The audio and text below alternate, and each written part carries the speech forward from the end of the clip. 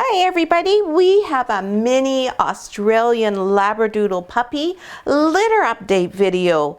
In today's video, we're going to go through each of the puppies, tell you a little bit about them, let you see them up close and personal, and also give you an update on Mama Labradoodle Juniper. And we are also going to give you a little bit of information about choosing a vet, a trainer, and a groomer.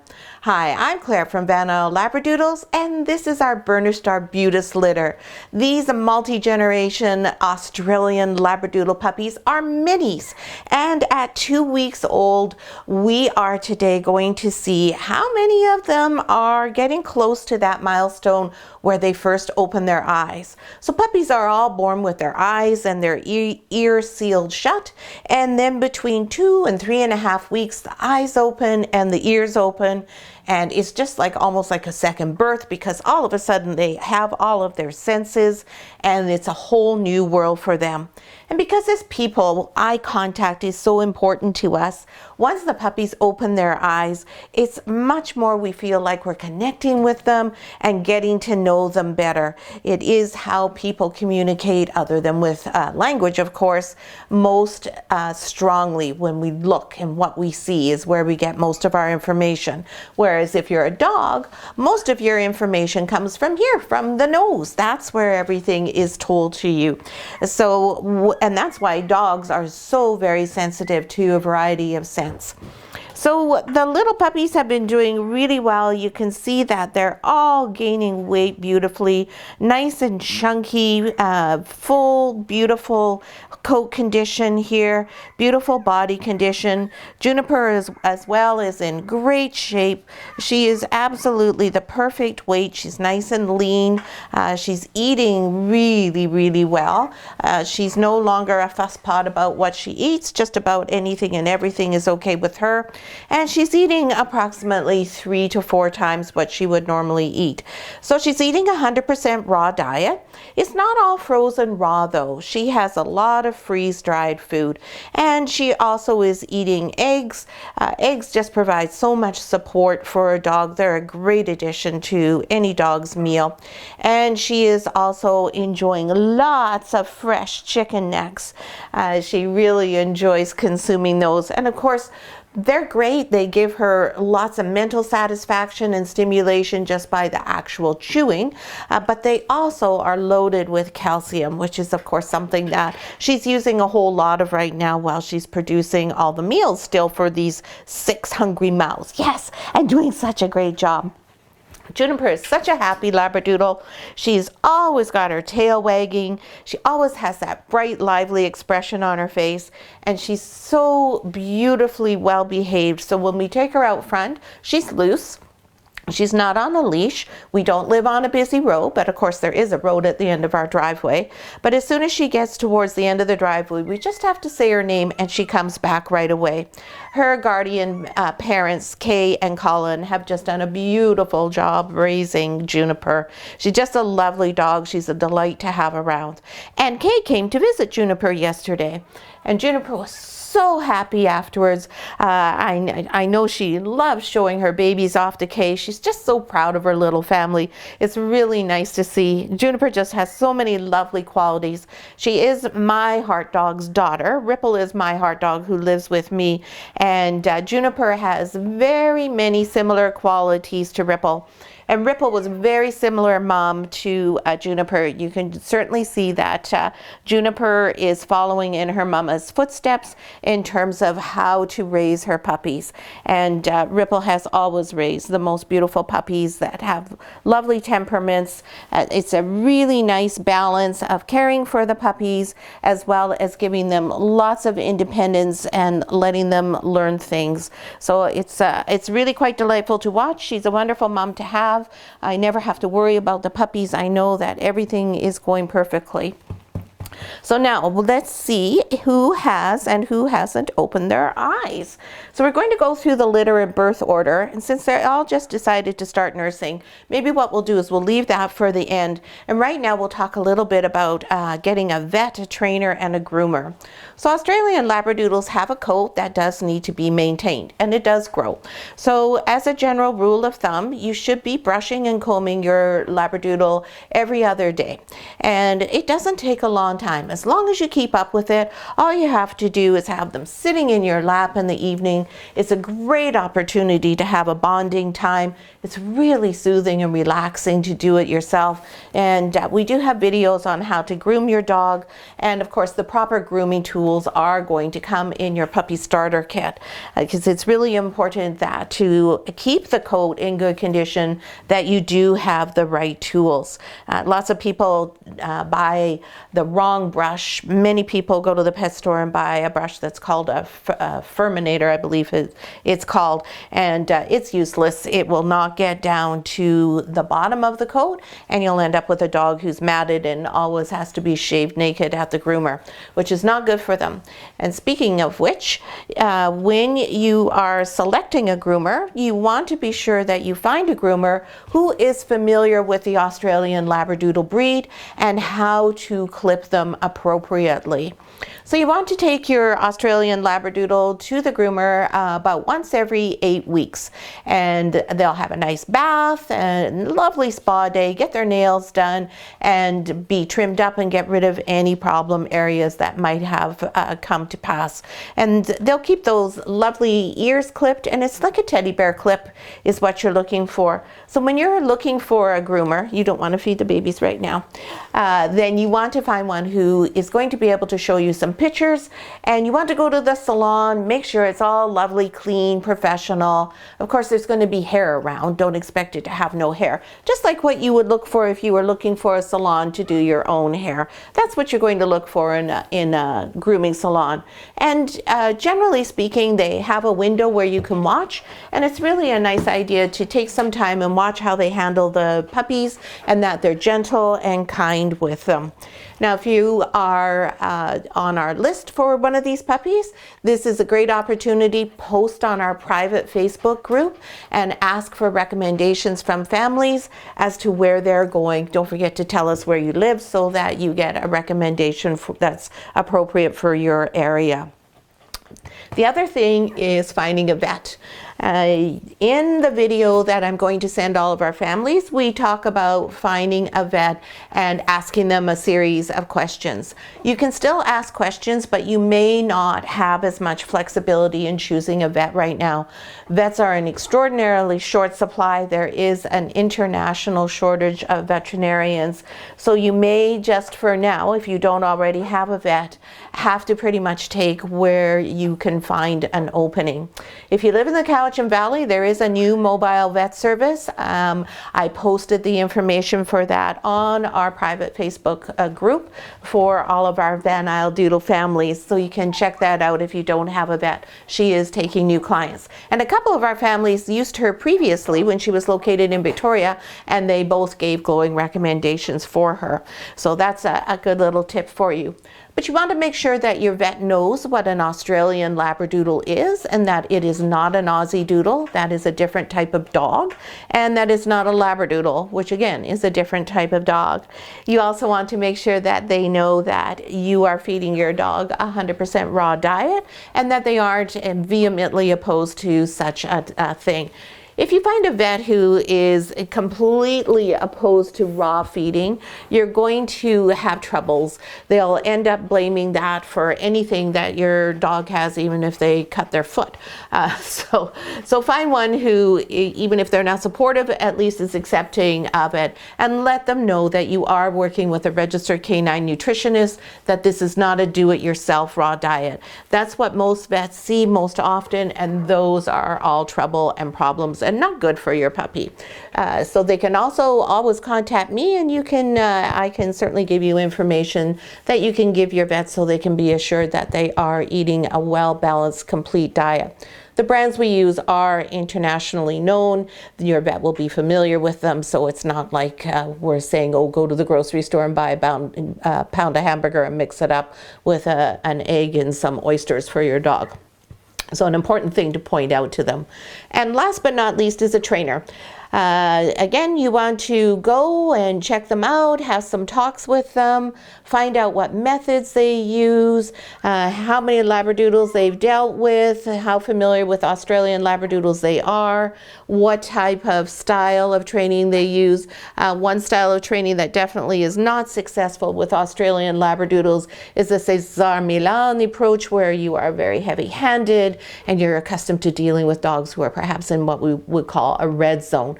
You want somebody who understands that Australian Labradoodles are extremely intelligent and they are very sensitive dogs, and they respond well to positive, stress-free handling and reinforcement, and do not work well with a negative, heavy-handed approach.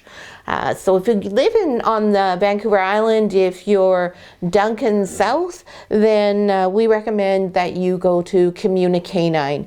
They have worked with many of our Van Isle Doodle puppies. They have an excellent reputation. They do a wonderful job, and they're very familiar with working with Australian Labradoodles. Now, the puppy stopped eating because Juniper was saying, excuse me, it is not feeding time. And you'll see how she positioned herself over here on the other side of my legs, but still front and center for the camera, just like her mom, Ripple. But she knew to come over here so that she's with me near the puppies, but they are not able to access the milk bar. She's also standing on me because she's familiar with being filmed now. She knows I'm going to pick the puppies up, and she's very aware that she does need to supervise me and make sure I do things properly. That's just our Junie's way, isn't it, Junebug? Yes, I love you too. So now let's go through the puppies. Let's see who may have their eyes open and give you an update on what their weights are. So we're going to start with Red Collar. Yeah, this is Red Collar right here. And a Red Collar girl. Here we are. This is a beautiful puppy dog. She is a solid girl, and you can see Juniper's going to, as I said, make sure everything is going all right.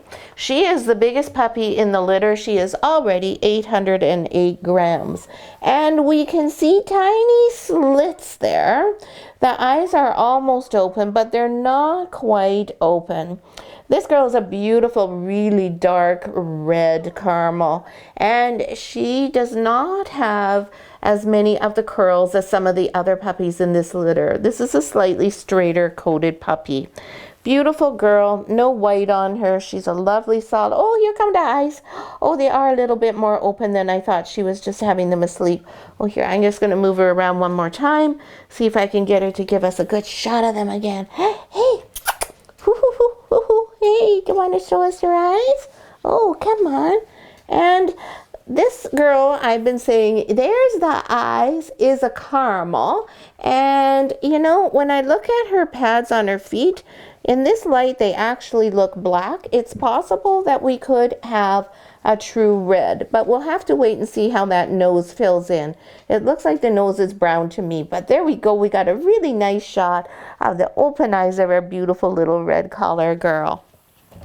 There we go. Do you want to check her? No. Okay. You come over on this side and keep track of everything Mummy's doing. Next is our little Black Collar girl. So we go from the biggest to not quite, but almost the smallest puppy. Come here, little lady. Come on, Black. Here we go. Oh, and Black actually is not a girl. Sorry, that's my mistake. Black Collar is a boy. How rude. Sorry.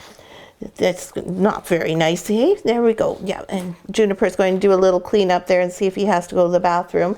And I am not sure if his eyes are going to open for us or not. It looks like they might be open, but at the moment he's not showing them to us. There we go. There we go. We're starting to open them. Usually if I turn them around a bit and show you that, yes, this is a caramel party boy, then that gets them opening their eyes. There we go, a little bit showing through. So he's just got them open, just not showing all of them all the way to us. Now this boy definitely is a caramel and not an apricot. I can see that his nose is going to be brown and his feet are still pink. Oh my goodness, that's a big yawn, buddy. And this little handsome prince is 551 grams. Oh yeah, he's doing beautifully. Yes, good girl. Oh yes, good girl, Junie. There you go. So that's our black collar boy. Next is blue collar. Blue is a boy as well. Oh, and I should point out here on black, so he has a few of the waves and ripples that we associate with a curlier type coat, but not as much as some of the others. So he's going to be probably right in the middle, fairly close to what Mama Juniper's coat is like. There we go. Sorry, we didn't mention that.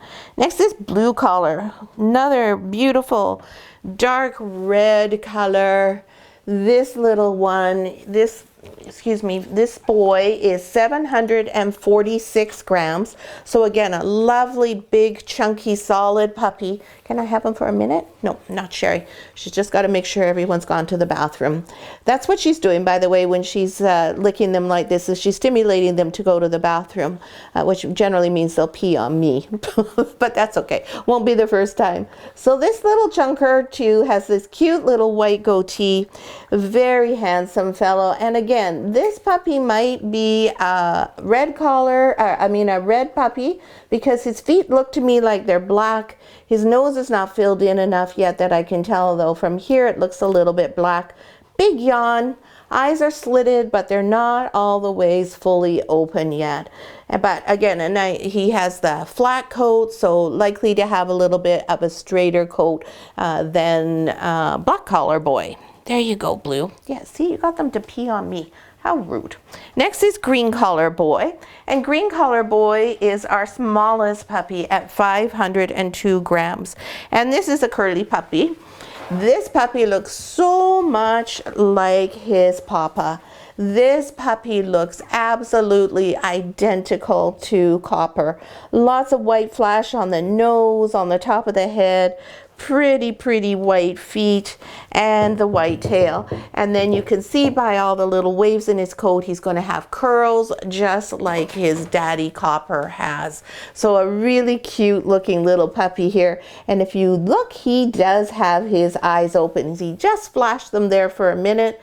Here, we'll do a little upside down, see if that gets, oh, there we go, a little glint.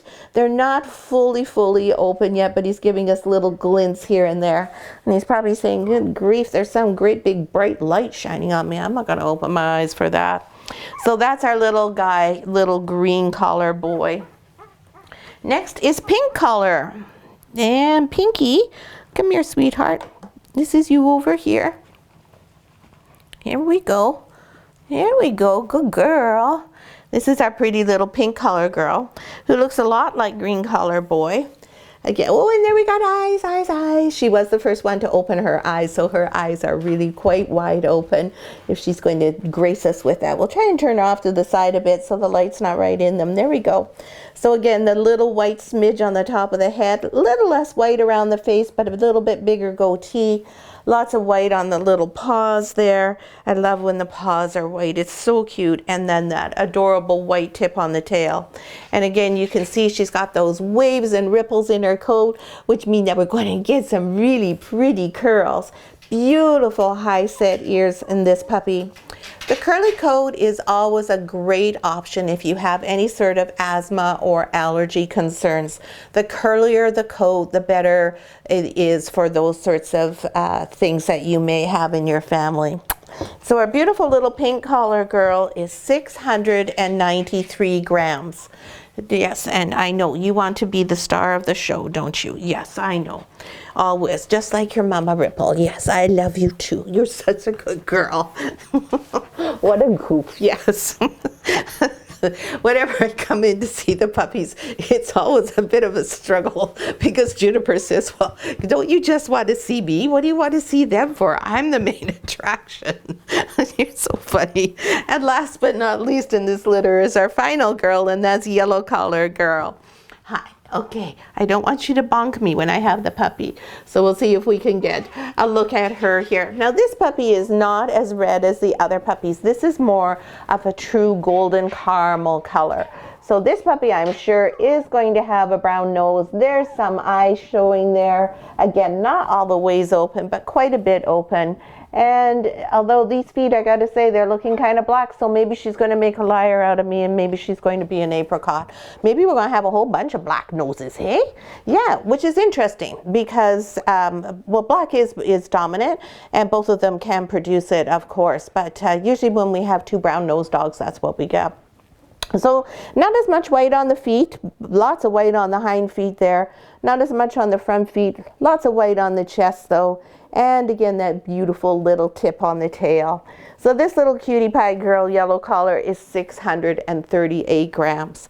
So we're really, really pleased with the weight gain on these puppies. Their sizes are lovely and consistent. I mean, we only go from, well, red collar girl is 808 grams. So she's really quite a bit bigger than everyone else. And then black or green rather at the smallest, just at 502. Now don't think that this necessarily means that it's going to stay like this. Very often whoever is the biggest puppy and has all these growth spurts ends up not being the biggest puppy in the litter, and the smallest one often catches up. So in this little lady's, her uncle, Wilson, Ripple's brother, he was way smaller than everyone else in his litter. He was so tiny at first I was afraid he wasn't going to survive. He was so small. He is now considerably larger than Ripple and is the biggest puppy in that litter.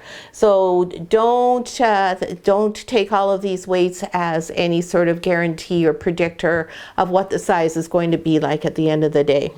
So I hope you enjoyed the video today. If you have any questions, any comments, please feel free to put them in the comments below. I'm always happy to answer your questions.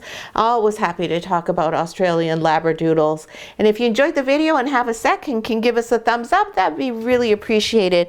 And if you haven't already, please consider subscribing to our channel. And if you click on that bell icon, then every time we have a new video come out, you'll get notified. And we always try to have something a little bit of different information in each one to help you out and make your puppy journey just that much easier for you. Thanks so much for watching, and we'll see you next week.